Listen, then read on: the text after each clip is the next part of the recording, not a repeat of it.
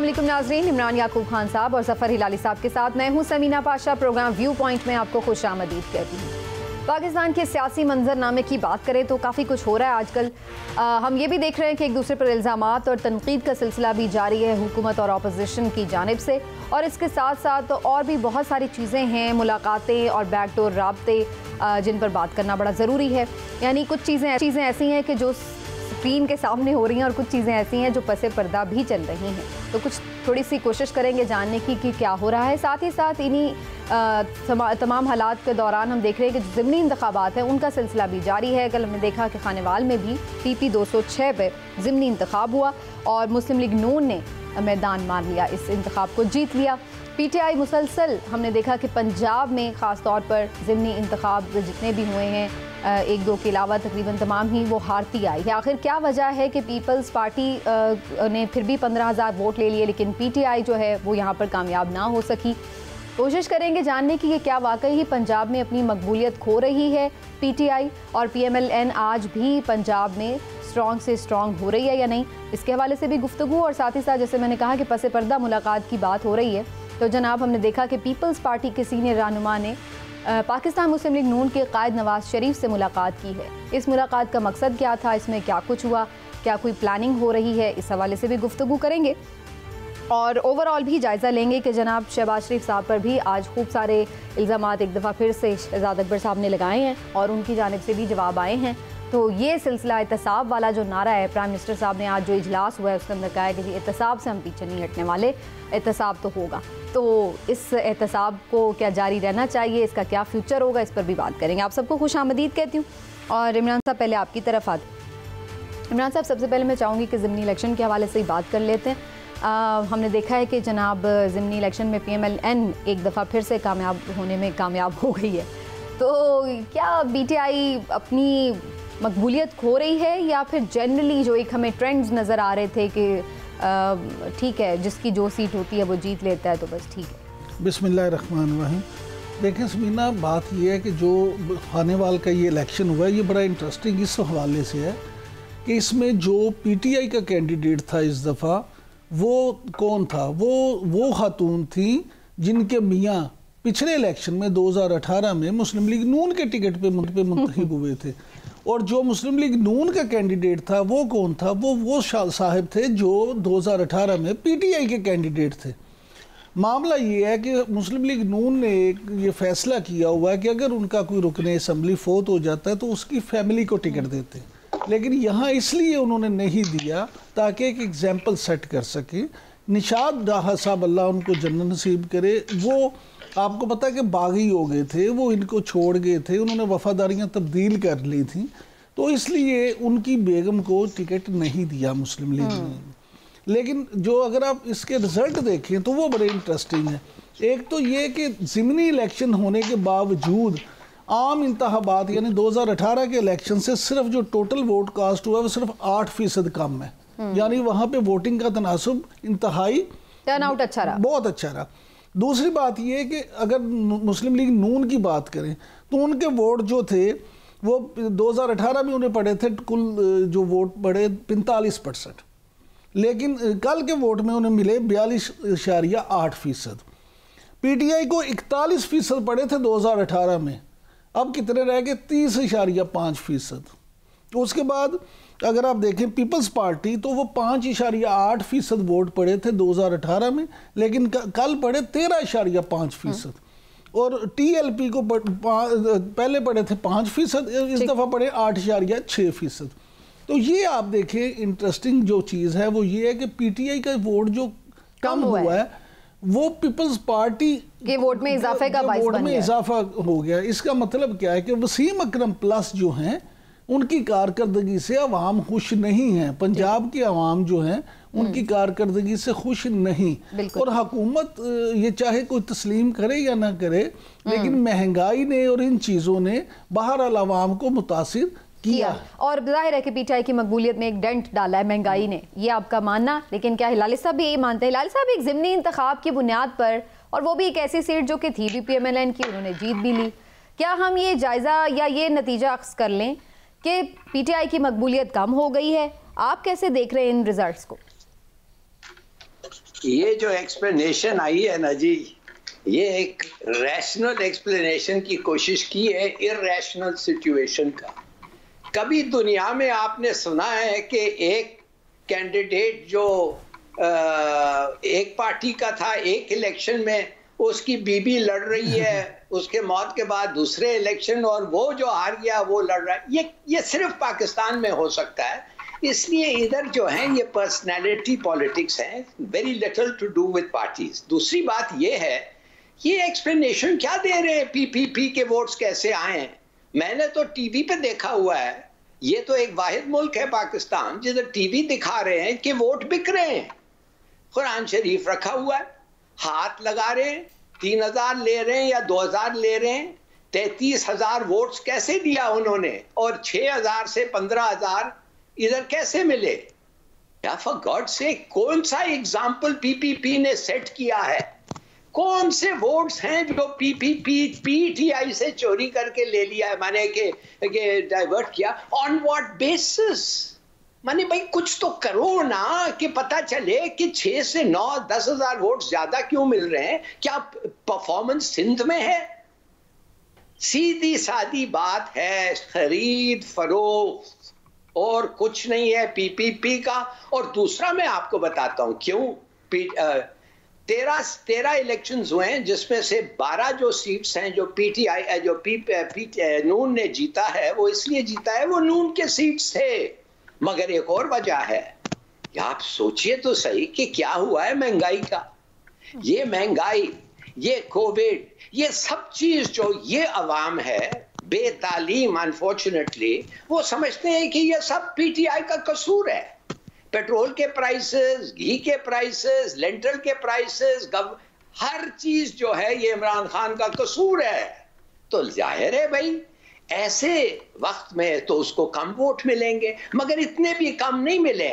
उन्होंने ऐसा कुछ ड्रामेटिक उनका फॉल नहीं हुआ। ये परसेंटेजेस जो वर्कआउट करते हैं, इस परसेंटेज पे मैं ये भी आपको कहना चाहता हूं कि 10-15 हजार वोट्स जैसे हर मेजर इलेक्शंस में होते हैं, वो धांधली के वोट्स थे, वो डबल वोटिंग थे, वो फेक वोट्स थे। जो इलेक्शन कमीशन, जो हर इन्विजिलेटर जो जाके हमारे इलेक्शंस देखता है, उसको भी पता है कि 20-30 हजार वोट्स हर इलेक्शन में ऐसे होते हैं, और जब ये दूसरे इलेक्शंस होते हैं तो 10-15 हजार ही होते हैं। तो ये कोई एक्सप्लेनेशन नहीं है, ये फैक्ट्स एंड फिगर्स ये सब फज्ड हैं। बात सीधी सादी है कि परसेप्शन पाकिस्तान में ये है कि पीटीआई नहीं परफॉर्म कर रहा है, महंगाई, कोविड और इस वजह से। और लेकिन उसकी रीजनिंग जो है वो अलग है आपके ख्याल से? नहीं, चलिए आप कर लीजिए। अगर ये मामला खत्म हो जाए, अगर ये ना हो, महंगाई कम हो जाए, कहते हैं 1.5-2 साल में कम हो जाएगी, अगर कम हो जाए तो फिर अलग शायद फैसला हो। क्या ख्याल है आपका? 1.5-2 साल तो बहुत ज्यादा है, वो तो भी वैसे अगले 6 महीने 4 महीने भी कहते हैं। लेकिन इमरान साहब एक चीज में थोड़ी सी ऐड कर दूं, जो इलाली साहब बात कर रहे थे खरीदो फरोख्त की, जो वज़रा का भी इस पे मौक़िफ़ आ रहा है, वो ये कह रहे हैं कि जी धांधली हुई है, और उन्होंने कहा कि हम तो ये भी सोच रहे हैं कि इसकी तहकीकात करें। अच्छा, पहली बात तो ये है कि अगर वो सिर्फ सोच रहे हैं तो मुझे तो बड़ी हैरत हो रही है। भाई आप हुकूमत में आप कराएं तहकीकात, आपको करवानी चाहिए अगर धांधली हुई है तो। दूसरी बात ये, हिलाली साहब अभी फरमा रहे थे कि मुस्लिम लीग नून अपनी ही सीटें जीती है। मुस्लिम लीग नून 3 ऐसी सीटें जीती है जो पहले पीटीआई की थी और अब मुस्लिम लीग नून ने जीती हैं 3 सीटें। दूसरी बात ये कि ये जो मामला है पीटीआई का, क्या सिर्फ मुस्लिम लीग नून ही धांधली करती है? अलमिया ये है हमारी सियासत का और इस तर्ज हुकूमत का, इस निज़ाम का, कि यहाँ हर सियासी जमात धांधली करती है। हारने वाली नहीं, हारने वाली तो इल्ज़ाम लगाती है ना, लेकिन हारने वाले और जीतने वाले तमाम सियासी जमातें धांधली करती हैं, और जहाँ जहाँ इनका बस चलता है वो धांधली करते हैं। कोई ऐसी सियासी जमात नहीं है, वो मुस्लिम लीग नून हो, पीपल्स पार्टी हो, पीटीआई हो, कि जो ये कहे कि जी हम तो 100% ईमानदारी से इलेक्शन लड़ते हैं, हमने तो कभी धांधली की नहीं, ना धांधली करने का सोचा है। असल बात पता क्या है? असल बात ये है जिसका आपने इंट्रो में जिक्र किया था कि कुछ चीज़ें हैं जो स्क्रीन के सामने हो रही हैं और कुछ चीज़ें हैं जो पर्दे के पीछे। अच्छा, उस पर मैं आती हूँ। हाँ, अगर मुझे थोड़ा सा मौका दे दें हिलाली साहब, एक तो इस पे कुछ शायद मजीद कमेंट करना चाह रहे हैं, वो कर लें, फिर इसको हम थोड़ा सा मुलाकातों की तरफ भी लेके जाते हैं। लेकिन हिलाली साहब, आमतौर पर वैसे ट्रेंड तो ये हमने देखा था कि जो रूलिंग पार्टी होती है तमाम बाई इलेक्शंस जनरली वही जीत जाती है, लोग तो उनको ज़्यादा वोट देते हैं। लेकिन इस दफ़ा तो उल्टा ही हो गया है कि पीएमएलएन ने तो पीटीआई की भी सीटें जीत ली हैं, जैसे इमरान साहब ने भी बताया कि 3 सीटें उन्होंने जीत ली उनकी। आपकी पहले तो 3 नहीं है, 2 है मेरे ख्याल में। मगर मैं आपसे ये पूछना चाहता हूं कि आप ये जो कंडीशंस इस वक्त हैं इलेक्शंस के, इसको आप बिल्कुल फैक्टर इन नहीं कर सकती। आप तो ऐसे बात कर रही हैं कि नॉर्मली हर चीज नॉर्मली चल रहा था और एक इलेक्शन हो गया। आपने सुना है कोविड एक चीज होती है, आपने सुना है इन्फ्लेशन जो हो रहा है दुनिया में, जो इंडिया में 14% है आज, इसके बारे में सुना है आपने? तो आप पूछती है आपका सवाल ऑन द बेसिस कि हैरान हो जाना हम चाहिए? नहीं, इलेक्ट्रेट रिस्पॉन्ड करते हैं कि उनकी क्या हालत है, and it's a terrible condition जो उनका हालत है। आप देखिए बलोचिस्तान में डॉक्टर्स 2 महीने से निकले हुए हैं, उधर कोई सर्विस नहीं है बलोचिस्तान में, मेडिकल सर्विस नहीं। क्यों? उनको तनख्वाह नहीं मिल रहा है। क्यों? पैसे नहीं है। क्यों? नुकसान हो रहा है एवरीवेयर, तबाहियां हो रही है इकोनॉमी में। तो ये अनयूजुअल सर्कमस्टेंसेस है। अलाउ फॉर दैट, और देखिए प्लीज अलाउ फॉर करप्शन। लेकिन अगेन आपकी बात को मैं तो बोरो कर रही हूँ हिलाली साहब, आपका आर्ग्यूमेंट, लेकिन बात वही कि जो जिन्होंने वोट कास्ट करने हैं, फैसला तो इन दी एंड वोट से होना है। अगर वोट कास्ट करने वाले वो फैक्टर्स को नहीं अलाउ कर रहे तो फिर हम कैसे बैठ के कर सकते हैं? लेकिन ये दैट्स गुड कि आप उसको डिस्क्राइब करें। पीटीआई हमेशा ये कहती है, हिलाली साहब भी कई दफ़ा ये बात कर चुके हैं कि जी जो शहरों को आप छोड़ दें, जो कस्बे हैं, जो छोटे शहर हैं जहां ज़िम्मेदार है, उसकी हालत तो बड़ी बेहतर है, फसलें बम्पर क्रॉप हुई है। तो ये जो पर्टिकुलर हल्का था, इसमें तो फिर पीटीआई को बड़े मार्जिन के साथ जीतना चाहिए था अगर वहां का अवाम इतने ही खुशहाल होते। लेकिन फिर इशू वही है जो मैं हमेशा बात करता हूं कि महंगाई की वजह से हर बंदा परेशान है, और उसकी वजूहात में जाए बगैर लोग ये समझते हैं कि जो रिस्पॉन्सिबल है असल इशू ही ये है, असल इशू ही ये है कि लोग, वो चाहे लाली साहब उसको गैर तालीम याफ्ता के, चाहे गैर मुहज़्ज़ब के, लेकिन एक आम आदमी जो है उसको फर्क इन चीजों से नहीं पड़ता। एक आम आदमी ये सोच रखता है, वहां खानेवाल में बैठा, बिहारी में बैठा, सखड़ में बैठा, नौशहरा में बैठा, उसका दिन कैसे गुजरता है मुश्किल से, वो रोटी पूरी करता है कि नहीं? बिल्कुल वो ये समझता है कि आटा किस्मत। हाँ जी, नहीं, मैं मानता हूं इमरान, मैं मान रहा हूं जो तुम्हारी बात है। आम आदमी इस मुल्क में वो ये भी नहीं परवाह करता है कि 3000 सफ़े का एविडेंस दिया गया है एक फैमिली के खिलाफ जो इस वक्त इलेक्शन में आ रहे हैं, और वो 3000 सफ़े का फैमिली वो जो एविडेंस है, जिधर चौकीदार से हर फैमिली को जा रहा है, जिधर एक आदमी मर भी गया था, तो लगता है कि बैंकर्स भी इन्वॉल्व्ड है, उनसे भी हमारे इलेक्टोरेट को कोई असर नहीं पड़ता है कि भाई द प्रिजम्पशन है कि ये आदमी चोरी कर रहा था। हमारे इलेक्टोरेट को कोई चीज हिलाली साहब, मैं कर्ज करूं 3000 सफ़ों की जगह अगर सिर्फ 3 सफ़े भी होते तो आवाम को फर्क पड़ता अगर उसकी बिना पे उनसे दौलत वापस ले ली जाती। अरे यार, यकीन नहीं हो सकता है, नहीं हो सकता है। हिलाली साहब मेरी गुजारिश सुन लें, मैं आपकी बात बाय कर रहा हूं, मैं आपकी बात समझ रहा हूं, लेकिन यहाँ बैठे मैं और आप अपनी बात कर ही नहीं रहे, हम तो आवाम की बात कर रहे हैं। तो आवाम जो है हमारे वो ये समझते हैं कि अगर उन्हें 3000 सफ़ों से कोई मतलब नहीं, उनके लिए 3 सफ़े ही काफी थे अगर उनको ये बताया जाता है कि इतने अरब रुपए आ गए हैं और सजा होती। लेकिन वैसे हमने तो ये भी देखा है कि सजा हो भी जाए तो लोग फिर भी मान लेते हैं। नहीं हिलाली साहब, हालत बेहतर होता तो वो उसको भी बर्दाश्त कर लेते। मैं सीधी बात करें ना। नहीं, एक और बात भी है लाली साहब, यहाँ पर तो इस तरह की शख्सी सियासत होती है कि सजा भी इवन हो जाए तो लोग फिर भी उन्हीं के गुण गा रहे होते हैं। हमने तो ऐसा भी देखा है, ऐसा नहीं है कि कोई हमें ये अचंबा है, हमारे लिए हैरत की बात है। लेकिन आपने जिस तरफ इशारा किया है, मैं थोड़ा अब उसी तरफ डिस्कशन को ले जाती हूँ। इमरान साहब, आज फिर शहजाद अकबर साहब आए हैं, प्राइम मिनिस्टर साहब का जो एक इजलास हुआ है उसमें भी उन्होंने बड़ी एहतसाब पर बात की है और कहा कि नहीं छोड़ेंगे। अब ये नया जो मामला है शहबाज शरीफ साहब के हवाले से, जिसमें आज काफ़ी बढ़ चढ़ के वो बता रहे थे, इनका भी आप इंजाम वही देख रहे हैं जो इससे पहले केसेस और बहुत सारे जो दस्तावेजात का हुआ है कि उसका ज़ाहिर हमें उस तरह से सॉलिड रिजल्ट तो नज़र नहीं आया। क्या आपको लगता है कि इस दफ़ा शायद कोई थोड़ा सा हलचल ज़्यादा हो? अगर मैं आपसे ये कहूँ कि इनका भी वही हशर होगा जो पहले हुआ था। तो फिर ये सिर्फ इलेक्शन स्टंट है। अच्छा। हिलाली साहब अभी मेरी बात ये मानेंगे, ये क्या है, ये अवाम के पास एक अपना बयानिया लेके जाने की कोशिश है कि इमरान खान साहब ये कहना चाहते हैं अगले इलेक्शन में कि जनाब देखें, मैंने आखिरी दम तक ये कोशिश की कि मैं एहतसाब कर सकूं। वो जो एहतसाब का अपना बयानिया है उसको अब दोबारा लेके इसलिए चल रहे हैं कि अमलन वो एहतसाब कर नहीं सके। ठीक है, इसका मतलब है अगले इलेक्शन का भी नारा उनका यही होगा। उनका यही नारा होगा और वो ये कहेंगे, अब सुन ले, वो ये कहेंगे कि क्योंकि मैं मजबूर था, मैं इत्तेहादियों पे डिपेंड करता था, मुझे एस्टेब्लिशमेंट ने उस तरह से काम नहीं करने दिया, ये मामला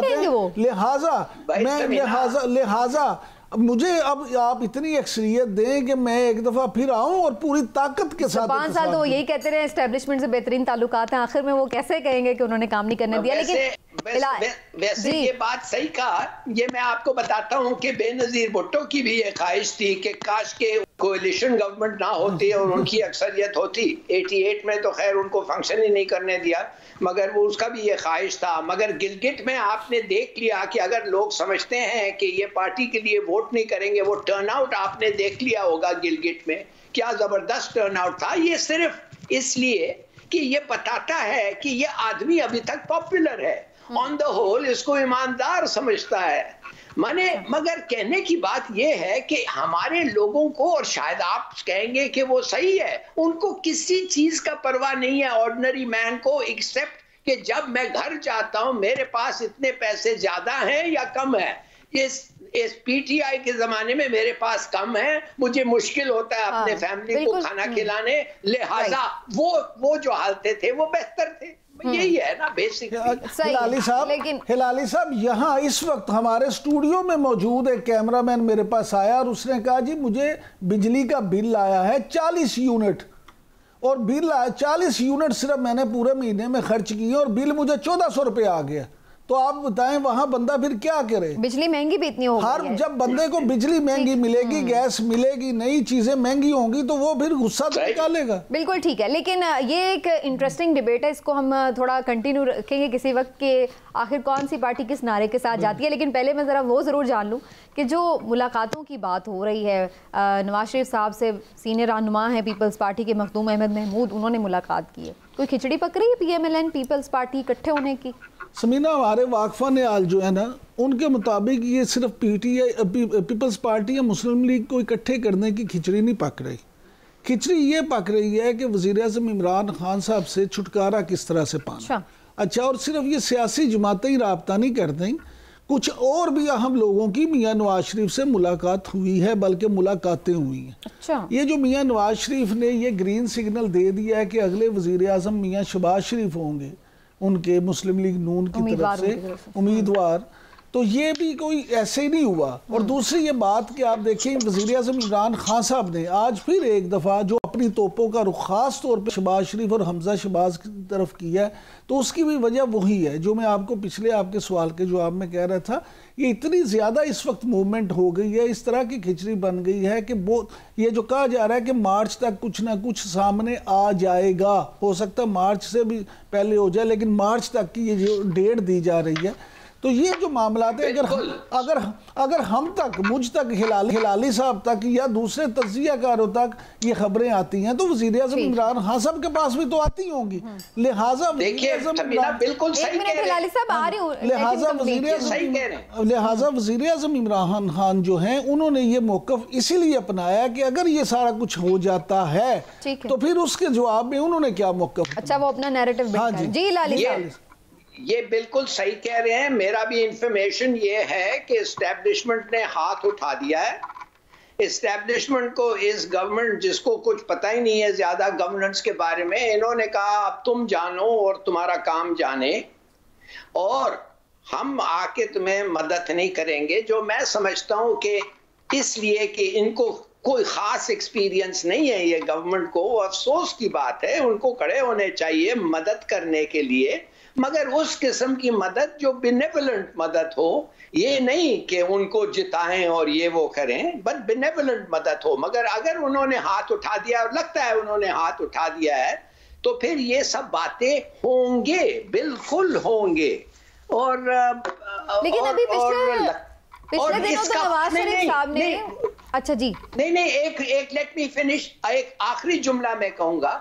तो आपने इससे पहले पूछा कि जब तक 3000 पेजेस के सबूत पे कोर्ट नहीं करे कुछ, तो फिर कुछ नहीं होगा। जब इस किस्म का सिग्नल जा रहा है कि भाई कोई एक किस्म की बातें हो रही हैं कि एक मेंबर फैमिली का शायद वजीर आजम के पोस्ट के लिए कंसिडर हो रहा है, तो फिर वो जो फैसला आना था वो एक मैजिकली नहीं आता है, वो फिर रुक जाता है, वो फिर कुछ और हो जाता है, कोई टेक्निकल वजह पता चल जाता है। अच्छा, इसलिए कि आप देखेंगे कि दुनिया में, और मैंने बिल्कुल वही एविडेंस जो कोर्ट में प्रेजेंट किया है, मैं एक गोरे को प्रेजेंट किया इसलिए कि मैं गोरों के साथ गया यूनिवर्सिटी और वो 2-1 लेके लॉ पे बैठा हुआ था। मैंने उसे पूछा यार इस बेसिस पे, उसने कहा इट्स एन ओपन हुदैबिया, उसने कहा ओपन एंड शट केस। तो कहने की बात है जब open and shut case permanently shut हो सकता है, तो कुछ केस परमानेंटली ओपन भी नहीं होता है। और ये जो 3000 सफ़े आज जा रहे हैं, आप देखें शायद इसका भी यही नतीजा हो। बिल्कुल ठीक, इसलिए कि सिग्नल आ गई है। अच्छा, इसलिए कि सिग्नल आ गई। लेकिन हिलाली साहब, एक जो सबसे अहम बात है ना, जो आप अभी फरमा रहे थे कि मदद करनी चाहिए। देखें अगर एक बंदा 3-3.5 साल तक आपकी गैर मशरूत तौर पे कोई मदद करे और उस तमाम तर मदद के बावजूद, तमाम तर साथ के बावजूद आप डिलीवर ना कर पाएं, तो फिर सवाल तो उठते हैं ना। हर बंदा तो फिर ये सोचता है कि यार कितनी देर तक हम ये बोझ उठाए रखें। लिहाजा ये भी चीजें तो इनके खिलाफ जाती हैं। लेकिन अभी वैसे कुछ दिन पहले तो वो हमने देखा था कि सब इत्तेहादी आगे थे वो करने के लिए लेजिस्लेशन। उसमें मैंने आपको बताया था कि कुछ ऐसे बिल पास होना थे जो जरूरी थे, जो रियासत पाकिस्तान के लिए जरूरी थे। राइट, अगर रियासत पाकिस्तान के लिए वो जरूरी ना होते तो शायद वो भी नहीं होते। लेकिन वजीर आजम साहब ने क्योंकि उनको अपने उसके साथ नथी कर दिया, डन हो गया। चले जी एक ब्रेक लेते हैं नाज़रीन, ब्रेक से आते हैं तो उसके बाद ख़ास तौर पर गुफ्तगू करेंगे कि प्राइम मिनिस्टर साहब पे भी इल्ज़ामात कुछ आयद हुए हैं, उनके जवाबात भी आए हैं। और उसके बाद अब पाकिस्तान तहरीक इंसाफ ने इल्ज़ाम लगाने वाले जस्टिस रिटायर्ड वजीउद्दीन के बारे में ये सोचा है कि हत्या के इज़्ज़त का केस उनके खिलाफ दायर किया जाएगा। क्या होगा इस मामले का, कोई रिज़ल्ट निकलेगा, या इससे पहले जैसे हमने देखा है कि पाकिस्तान में आम तौर पर इस किस्म के दावों का, इस किस्म के मुकदमात का कोई ख़ास नतीजा तो नहीं निकलता है। तो क्या हो सकता है इस हवाले से ख़ास तौर पर लॉ एक्सपर्ट से भी बात करेंगे, हमारे साथ रहिएगा।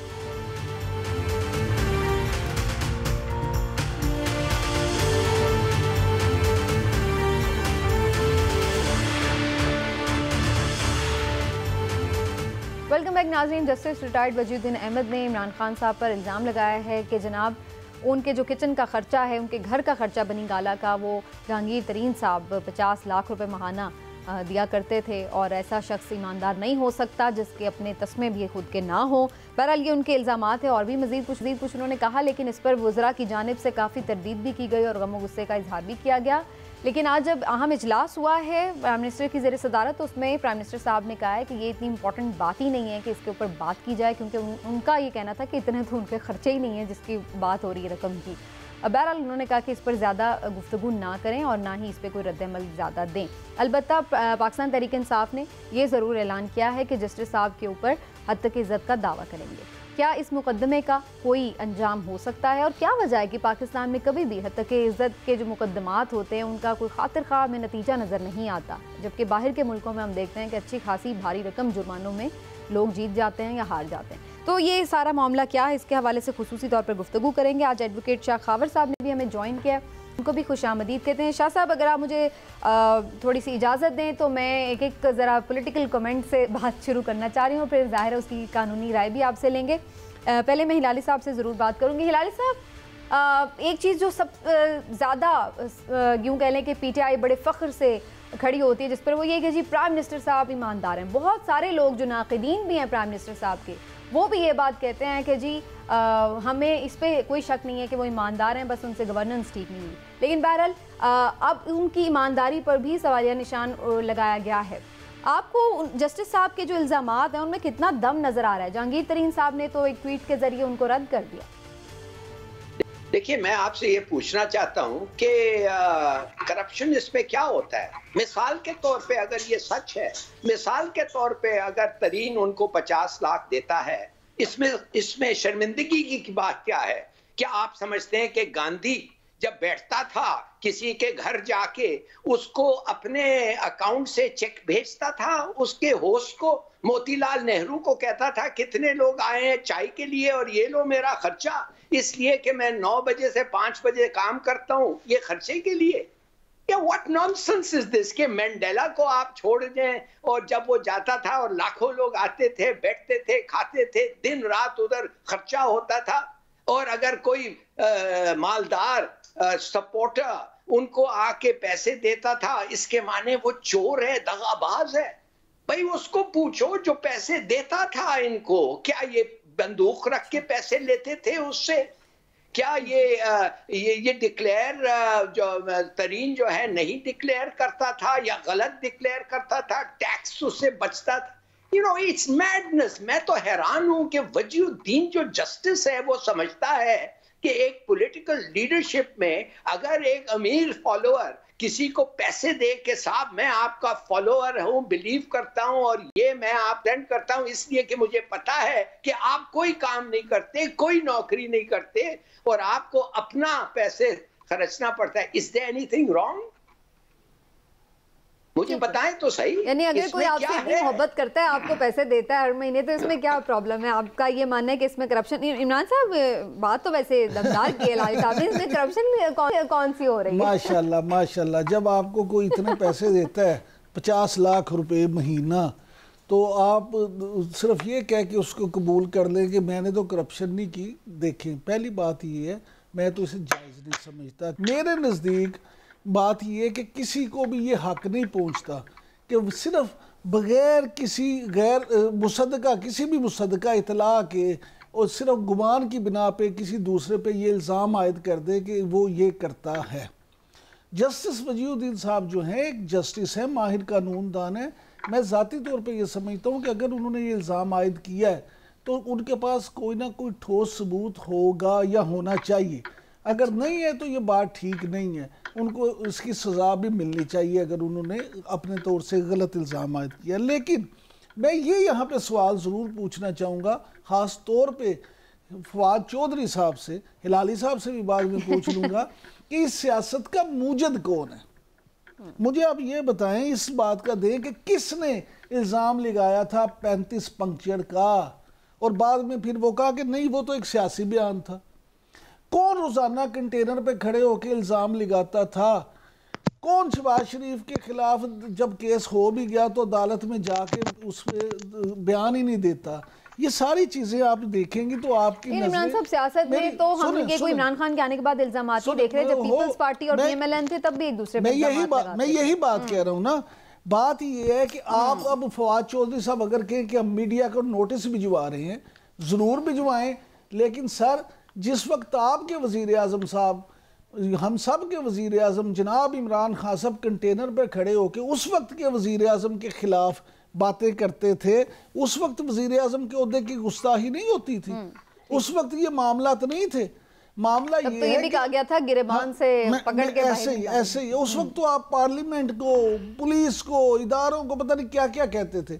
मेरा सिर्फ ये नुक्ता नजर है कि आप जस्टिस वजीउद्दीन साहब को आप ये बात कह के इसको ना टाल दें कि ये तो बात ही ऐसी नहीं है जिसमें बात ना की जाए, आप इसको मंतकी अंजाम तक पहुंचाएं। और उसका तरीकाकार यही है कि इसकी तहकीकात भी हो और लॉ के पास जाया जाए और फिर देखा जाए कि कानून इस पर क्या फैसला करता है। अब आपकी तरफ आऊंगी मैं शाखावर साहब, पहले तो ये फरमा दीजिए कि इस केस में आपके नज़दीक बारे सबूत किस पर है? क्या जस्टिस साहब को ये सबूत भी पेश करना होंगे? अगर हत्तक इज्जत का कोई दावा पीटीआई कर रही है तो उन्हें ये सबूत पेश करना होंगे कि ऐसा होता था, और ये करप्शन भी साबित करनी पड़ेगी प्राइम मिनिस्टर साहब की।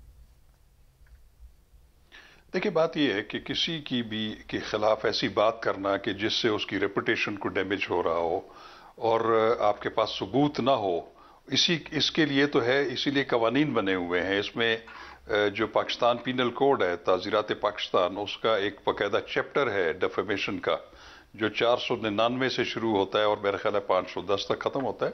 उसमें यही है कि अगर आप कोई जानते बूझते हुए कि उनके किसी बयान से, उनके किसी अमल से, उनके किसी इशारे से, कनाए से, उनकी पब्लिकेशन से किसी की अगर हैसियत कम होती है और उसका मुआशरे में मुकाम कम होता है और वो जानते बूझते कि वो उसका कोई सबूत नहीं है और वो बिल्कुल एक मतलब हकीकत से उसका कोई ताल्लुक नहीं है, तो वो काबिल दस्तअंदाजी जुर्म है। ये एक ज़ाब्ता है पाकिस्तान पीनल कोड में भी।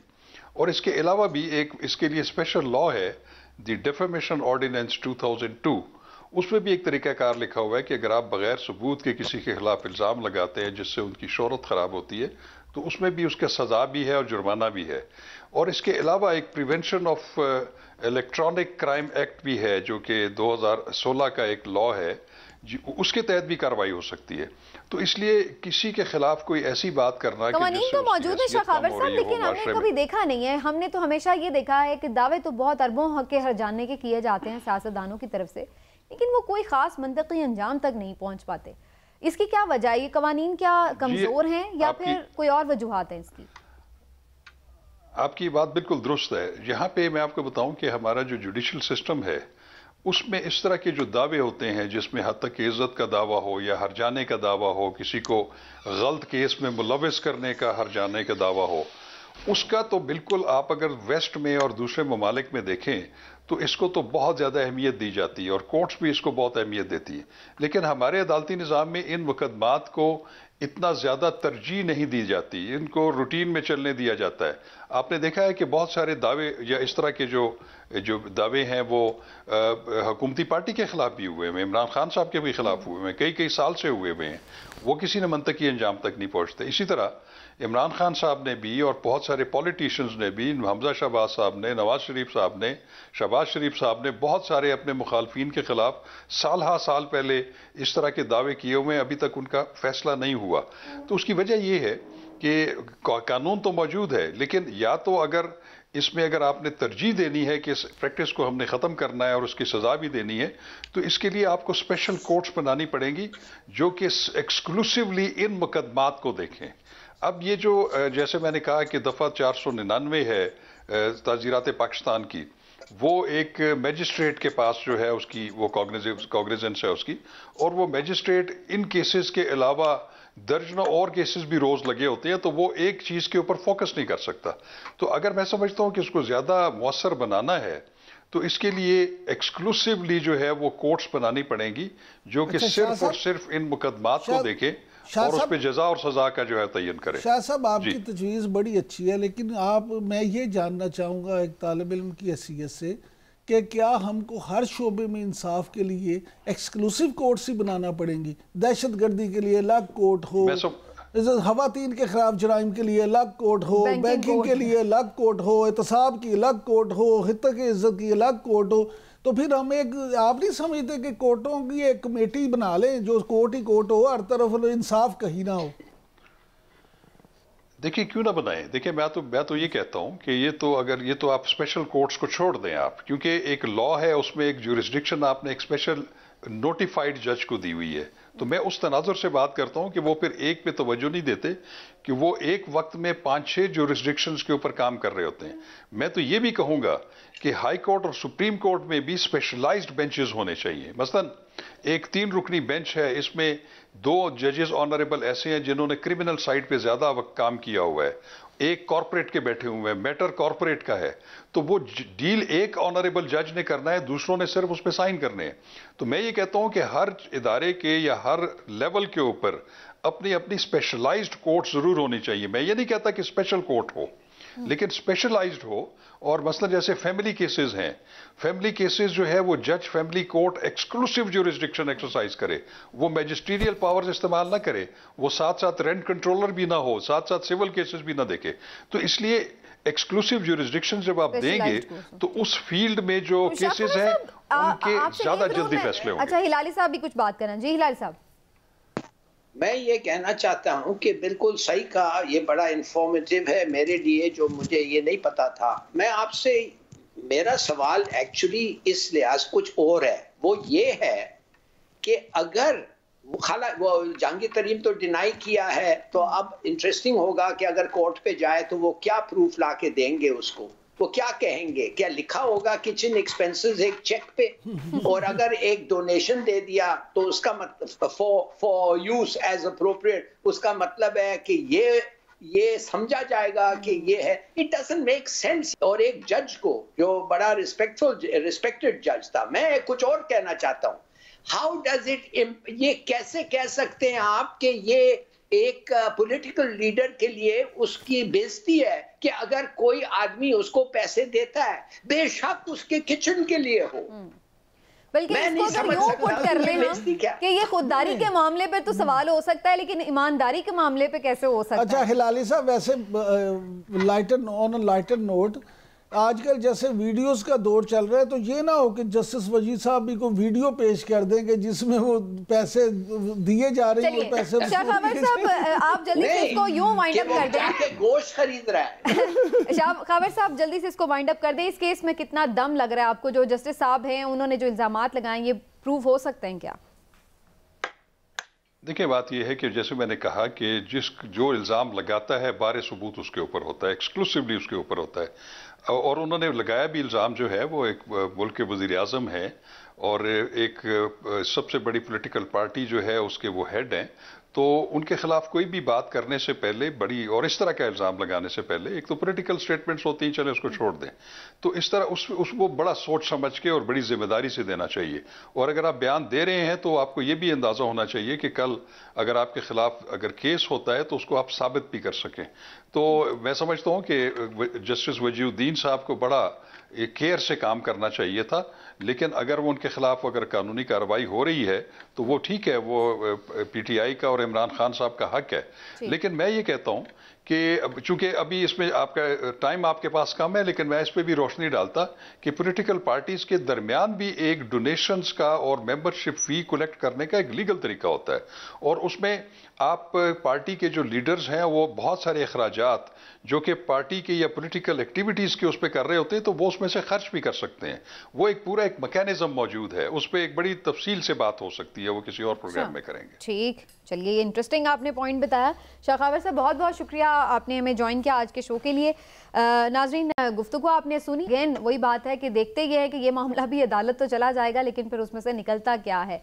आने वाले दिनों में इसका भी फैसला हो जाएगा। अभी एक ब्रेक लेते हैं और ब्रेक से वापस आकर बात करेंगे ख़ास तौर पर अमेरिका की जानिब से पाकिस्तान की दहशतगर्दी के खिलाफ जो काविशें हैं, कोशिशें हैं, उनकी कुछ तारीफ़ की गई है, कुछ एतराफ़ किया गया है कि जी बिल्कुल क्या पाकिस्तान के फाटफ से इसकी ग्रे लिस्ट से निकलने के इम्कानात जो हैं वो रोशन हो सकते हैं इस तनाजुर में। इस पर ख़ास तौर पर बात एक ब्रेक के बाद।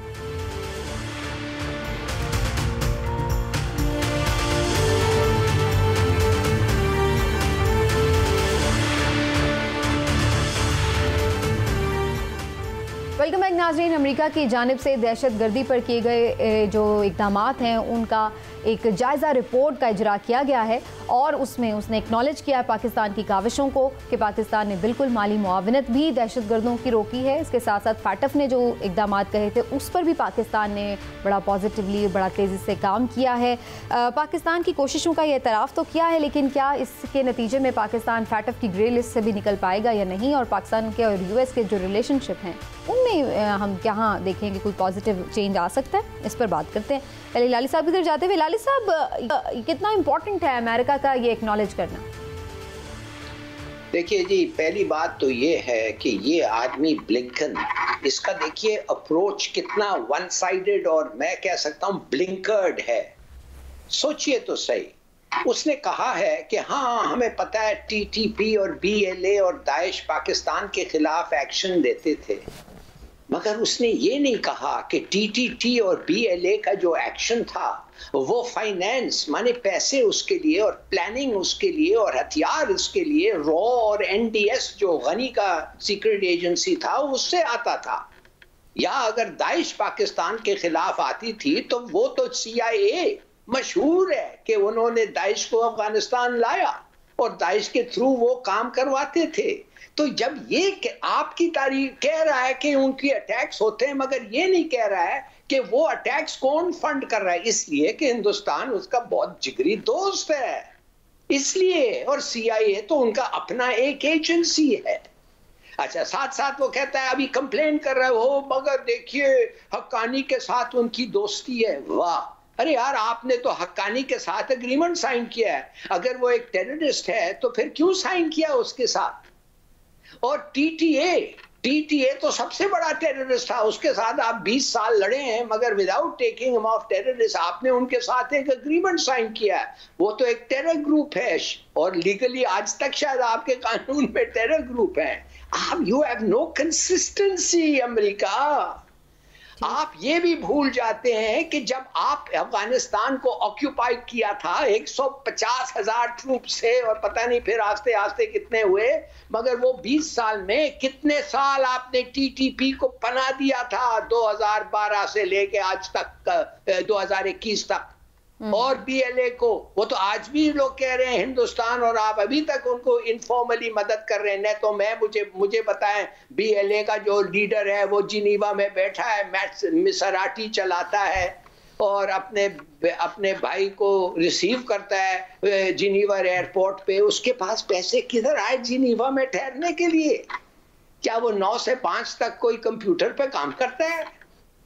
कोई मॉरल अथॉरिटी नहीं रही है अमेरिका के पास, कोई मॉरल अथॉरिटी, मगर हाँ उनकी ताकत है, उन लोगों को इम्पैक्ट कर सकते हैं और जब तक उनको सूट करता है हमें ग्रे लिस्ट पे। तो फाइनली आपको लग रहा है कि वो पाकिस्तान को कुछ फेवर दे सकते हैं इस बारे में?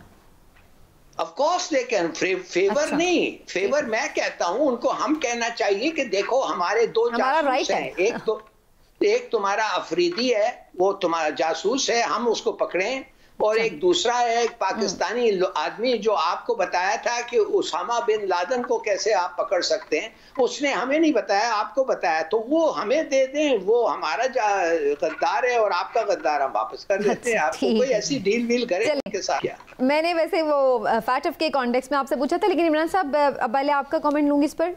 कितना इंपॉर्टेंट है अमेरिका का ये एक्नॉलेज करना, और आप समझते हैं कि फैटफ से ग्रे लिस्ट से पाकिस्तान निकल सकता है अगर अमेरिका जो एक जाहिर है पावरफुल स्ट्रॉन्ग अपना वोट रखता है, तो वो इस चीज़ में अगर हमारे साथ होगा? पहली बात तो ये है कि इसी रिपोर्ट में उन्होंने ये भी कह दिया है कि पाकिस्तान ने फैटफ से निकलने के लिए जो इकदाम करने थे वो पूरी तरह से उन पर अमल नहीं किया। तो इसी रिपोर्ट को, हाँ जी, अगर आप इस रिपोर्ट पे ही चली जाएं तो वो रिपोर्ट चीख चीख के बता रही है कि आपको अभी फैटफ से निकालने का उनका कोई इरादा नहीं है, ये तो आप ग्रे लिस्ट में रहेंगे। दूसरी बात ये है कि अमेरिका और पाकिस्तान के ताल्लुकात जो है ना, मुझे तो वो कि जॉइंट फैमिली सिस्टम में जो सास और बहू होती हैं ना, उस वाले ताल्लुकात हैं जो मोहब्बत और खुलूस की बजाय अपनी ज़ाती फ़ायदे और पसंद नापसंद की बुनियाद पर होते हैं। सास जो है वो बहू को अपने बेटे की मोहब्बत की वजह से छोड़ भी नहीं सकती, और ना ही वो उससे बहू होने की वजह से प्यार करती है। कुछ एक्सेप्शनल केसेस भी होते हैं वैसे। बात तो अक्सरियत की होती है ना। बात ये है कि जो अमेरिका है उसका और पाकिस्तान का इसी तरह का लव एंड हेट वाला रिलेशन है। अमेरिका देखें पाकिस्तान का उस तरह का दोस्त है जिसको अपना फ़ायदा पहले अजीज़ होता है और पाकिस्तान का बाद में। आज तक मुझे बताएं कि कौन सा ऐसा काम है जिसमें उसने सिर्फ पाकिस्तान के फायदे के लिए आपको सपोर्ट किया। हर मुल्क की शायद स्ट्रेटजी यही होती है इमरान साहब, हर मुल्क अपना फायदा पहले देखता है। बिल्कुल ऐसे ही है। अब अगर अमेरिका ने आपकी तारीफ की है तो आप देखें कि पिछले कितने अरसे से वो आपके बारे में कितनी सख्त बातें कर रहा था। तो वो ये भी ज़रूरी होता है कि सख्त बातें करते करते एक आध तारीफ भी कर दी जाए ताकि आपको कहा अच्छा बच्चू देखा हमने तुम्हारी तारीफ भी की है, तुम तो बड़े अच्छे हो, थोड़ा सा दिल भी रख लिया। हाँ जी, और बाद में फिर आपको उसी तरह से खींचा लगा दे। तो ये इस तरह की पॉलिसीज़ हैं। अमेरिका सिर्फ अपने उसे अफगानिस्तान में अभी आपकी ज़रूरत है। अच्छा। जिस दिन आपकी ज़रूरत ख़त्म हो गई उस दिन मुश्किलें बढ़ जाएंगी मज़ीद, और अगर आपकी ज़रूरत उसे मज़ीद महसूस हुई तो आपके लिए आसानियां पैदा हो जाएंगी। राय साहब लास्ट मिनट है, अगर कोई शॉर्ट कमेंट आपको करना है तो कर दीजिए। नहीं, आई थिंक बेसिकली उसने सही किया है। जो वो चाहते हैं वो करेंगे। कोई प्रिंसिपल नहीं है, कोई कंसिस्टेंसी नहीं है, ये कुछ नहीं है उनके पास।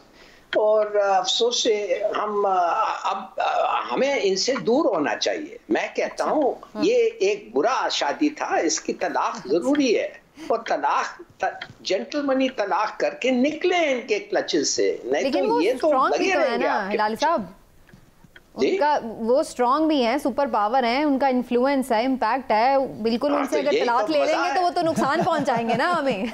आज तो काश के समीना, आज काश के हम सर्विस में होते। इस वक्त तो मजा है डिप्लोमेसी का कि कैसे उनको दूर करके हम एक और पावर के साथ ना उनके गोद में जाके कूद जाएं, कहें हाय हाय बचाओ, मगर किस तरीके से उनको खींचे और के मजे से उनके साथ इनके साथ जो हमने किया है रिलेशनशिप 40 साल से, उससे कुछ नहीं क्या मिला। बिल्कुल ठीक है। पाकिस्तान को जाहिर अपने इंटरेस्ट को फर्स्ट रखना होगा और उसके बाद ही देखना होगा कि उसने अपनी खारजा पॉलिसी किस सिमत पर लेकर जानी। नाज़रीन आज के प्रोग्राम से इतना ही। अपना फीडबैक जरूर दीजिएगा। इंशाल्लाह आपसे फिर मिलेंगे। अल्लाह हाफ़िज़।